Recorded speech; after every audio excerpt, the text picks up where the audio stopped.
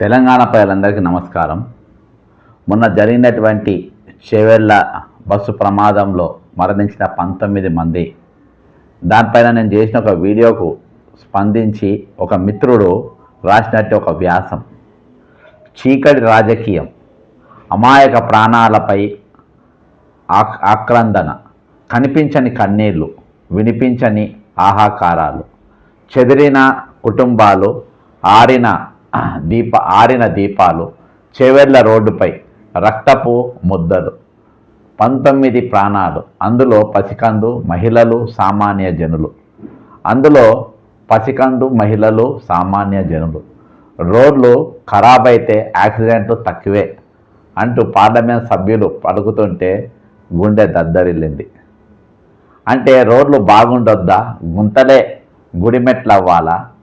అంటే రోడ్లు బాగుండొద్దా, గుంటలే గుడిమెట్లు అవ్వాలా? ప్రజాప్రతినిధి గారు, మీ పదవి ఉద్దేశం ఇదేనా? శవాలపై పేర్చిన ఇటుకలా మారింది మీ రాజకీయం. ఒకరిపై ఒకరు నిందరు, ఇదే అంతిమ ధ్యేయం. ఇక అంతే కదా, బీఆర్ఎస్ బీజేపీ పైన మీ వల్లే మా వల్లే అంటూ కాలం గడుపుతున్నారు. ప్రాణం పోయింది సామాన్యుడి, చేతులు దులుపుకుంటున్నారు పెద్దలు. నిర్లక్ష్యం మీ ఆభరణం, నిస్సత్వ మీ అధికారం. ప్రజల కన్నీళ్లే మీకు కనబడని తార్కాణం. ఓటు వేసిన పాపానికి ఇంత భారీ మూల్యం చెల్లించాలా? మీ పాలకులు కాదు, మీరు పాలకులు కానే కాదు, ప్రాణాలు తీసే యమదూతలు. భావోద్వేగంతో హెచ్చరిక చేసినటువంటి బుద్ధి చెప్పేవారు కరు తెరవండి, చెవులు రెక్కించండి. ఈ మట్టిలో కలిసిన ప్రతి ప్రాణానికి మీరే బాధ్యులు. ఎవరు?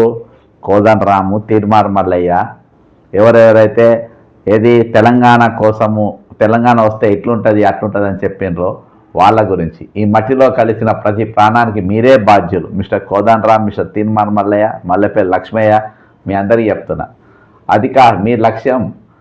మీ నిర్లక్ష్యంపై ప్రజల ఉగ్రరూపం త్వరలో చూస్తారు ఖచ్చితంగా. అధికార గర్వం అణిగి అహంకారం కుప్పకూలుతుంది. అమాయక ప్రజల అర్థనాదాలు ఆకాశాన్ని అందుతాయి. రాబోయే తరాలు మిమ్మల్ని హంతకుల జాబితాలో నిలుపుతాయి. ఇప్పుడైనా కళ్ళు తెరవండి, బాధ్యతగా నిలబడండి. లేదంటే చరిత్ర మిమ్మల్ని క్షమించదు, కాలం కబలిస్తుంది అని సౌరం జితేందర్ అనే మిత్రుడు నాకు రాసినటువంటి ఈ వ్యాసము నేను చేసిన వీడియోకు కింద కామెంట్ పెట్టి నాకు వాట్సాప్లో పంపాను. రియల్గా అందులో ప్రతి పలుకు, ప్రతి అక్షరం చాలా ఆలోచన రేకెంత తిరగాది ఉన్నది.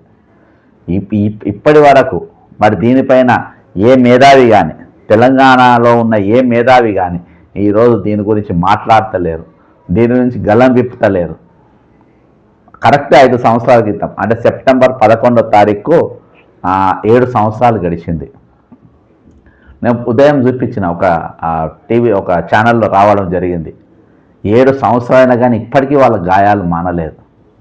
67 మంది చచ్చిపోయారు స్పాట్లో. 41, 42 మంది చచ్చిపోయారు. ట్రీట్మెంట్ జరుగుతుంటే కొంతమంది, ఇంకా కొన్ని రోజులకి ఇంకా కొంతమంది, చాలా మంది క్షతగాత్రులైన, కాలు చేతులు పోగొట్టుకున్నారు. చచ్చిపోయిన వాళ్ళకి వీళ్ళు ఇచ్చిన పైసలు 5 లక్షలు, కాలు చేతులు పోగొట్టుకొని జీవచ్చవాళ్ళ బతికేటోళ్ళకి ఇచ్చింది 2.5 లక్షలు. గత ప్రభుత్వం ఇచ్చినటువంటి అది ఈరోజు అదే ఇయాటి వరకు కూడా కొనసాగుతుంది. కనీసం అప్పుడు వెళ్ళి పరామర్శించే పరిస్థితి కూడా లేదు. ఈరోజు వీళ్ళతో నిలబడ్డదేవాడు. ఎంత నిర్లక్ష్యమైన సమాధానము, ఎంత నిర్లక్ష్యంగా మరి పార్లమెంట్ సభ్యులు మాట్లాడిండ్రు, ఎంత నిర్లక్ష్యంగా అక్కడ ఎమ్మెల్యేలు, ఎంపీలు మాట్లాడిండ్రో మనం చూసినాం. ఈరోజు పేదల ప్రాణాలకు విలువ లేకుండా పోయింది. పేదల ప్రాణాలంటే అసలు లెక్క కూడా లేనట్టుగా ఈరోజు తయారైపోయింది. కాబట్టి ఖచ్చితంగా వాళ్ళు ఇది ఆలోచింపజేయాలి, పౌర సమాజం స్పందించాలని కోరుకుంటున్నాను. ఖచ్చితంగా దీని మీద కామెంట్ చేయండి. జై తెలంగాణ, అమరవీరులకు జోహార్లు.